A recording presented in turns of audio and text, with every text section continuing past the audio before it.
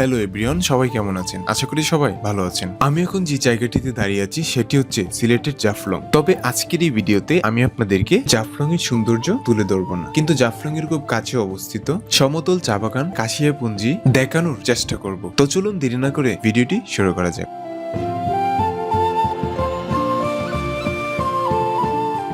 সিলেটের জাফলং বাংলাদেশের প্রাকৃতিক সৌন্দর্যের প্রথম স্থানে যে জায়গাগুলো রয়েছে তার মধ্যে অন্যতম একটি জায়গা হচ্ছে জাফলং, যা সকলের কাছেই অনেক বেশি পরিচিত।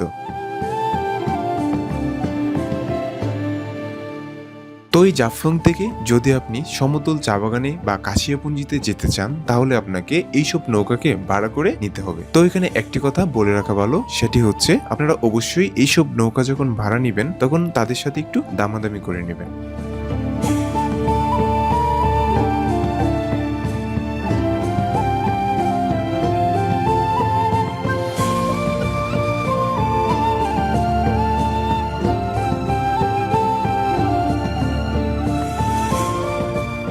দেখতে জিরির মতো মনে হলেও আমরা এখন যে জায়গাটি দিয়ে যাচ্ছি সেটি আসলে একটি নদী। এটি মূলত জাফলং এর মধ্য দিয়ে প্রবাহিত হয়েছে। জাফলং এর মধ্য দিয়ে প্রবাহিত এই নদীটির নাম হচ্ছে পিয়াইন নদী। এটি একটি আন্তঃসীমান্ত নদী যা ভারতের মেঘালয়ের পর্বত অঞ্চল থেকে বাংলাদেশে প্রবেশ করেছে, আর বাংলাদেশে প্রবেশ করার সময় এর নাম হয়েছে ডাউকি নদী।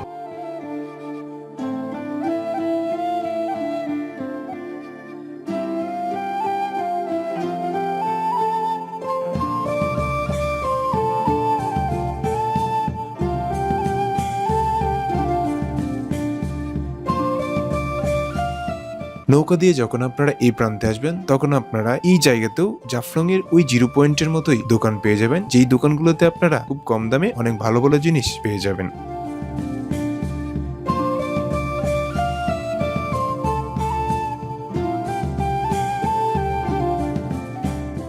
তারপর আপনাদেরকে এই সিঁড়িগুলো দিয়ে একটু উপরের দিকে উঠতে হবে। তারপর আপনারা পেয়ে যাবেন এরকম ব্যাটারি চালিত ইজি বাইক, যেগুলো দিয়ে আমরা এখন পৌঁছে যাব সমতল চা বাগানে। এই দুইটা তুলবো। কোনটা? আচ্ছা। যদিও এই রাস্তাটি অনেকটাই সরু, কিন্তু যেতে যেতে আপনারা এই রাস্তার দুপাশে সৌন্দর্য দেখে মুগ্ধ হবেন। রাস্তার দুপাশে রয়েছে অসংখ্য সুপারি গাছ, যা আসলে এখানকার যারা কাশিয়া লোকজন রয়েছে তারা আসলে এখানে সুপারি এবং পানের চাষাবাদ করে থাকেন।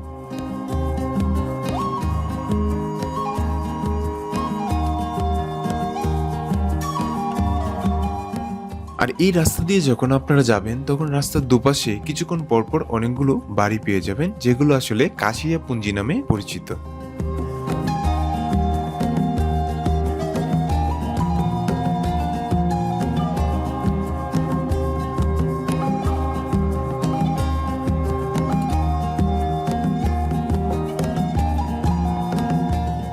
তারপর ইজি বাইকগুলো আপনাকে যে জায়গায় নামাবে তার থেকে অল্প একটু সামনে হেঁটে যেতে হবে। তারপরে পেয়ে যাবেন সমতল চা বাগানের দেখা, যে সমতল চা বাগানটি বিশাল একটা জায়গা জুড়ে অবস্থিত। চলুন এখন আপনাদেরকে নিয়ে এই চা বাগানের ভিতরে প্রবেশ করি।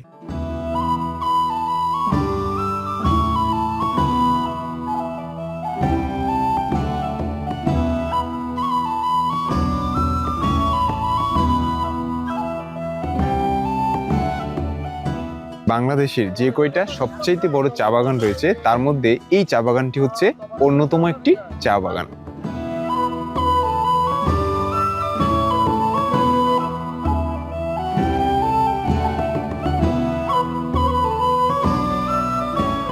আসলে আমার কাছে যেটি মনে হচ্ছে সেটি এই চা বাগানটি বিশাল বড় একটি চা বাগান, কারণ আপনারা দেখতেই পাচ্ছেন আমার পিছনে কত দূর পর্যন্ত এই চা বাগানটি বিস্তৃত রয়েছে।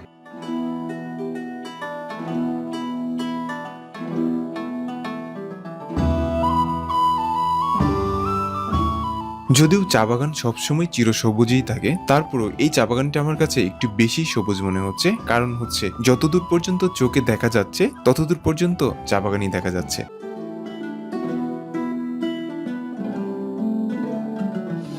অন্যান্য চা বাগানগুলো সাধারণত পাহাড়ের মধ্যে হয়ে থাকে, যার জন্য অনেক দূর পর্যন্ত চা বাগানটা দেখা যায় না। কিন্তু এই চা বাগানটা যেহেতু সমতলে অবস্থিত, তাই যতদূর পর্যন্ত চোখ দিয়ে দেখা যাচ্ছে ততদূর পর্যন্ত সবুজ চা বাগান দেখা যাচ্ছে।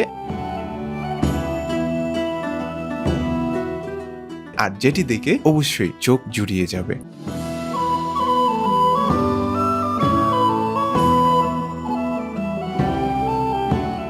আমি আসলে চা বাগানের অনেকটাই ভিতরে প্রবেশ করে ফেলেছি, তারপরেও চা বাগানটা অনেক দূর পর্যন্ত দেখা যাচ্ছে। এদিকে কোনো মানুষ নেই, যারা আছে তারা অল্প একটু প্রবেশ করে ছবি তুলে যে যার মতো করে চলে যাচ্ছে। আর চা বাগানটির ভিতরে আসলেই অনেকটাই সুন্দর, আর চারদিকটা অনেক সবুজ।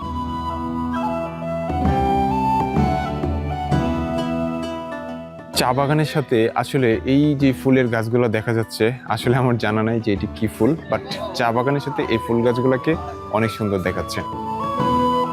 এই চা বাগানটা দেখতে এতটাই সুন্দর যে আপনি যদি এই চা বাগানে আসেন তাহলে আপনি এখানে একটি হলেও ছবি আপনি অবশ্যই তুলবেন। আপনারা যদি সিলেট জাফলং আসেন তাহলে এই চা বাগানটি অবশ্যই ভিজিট করবেন।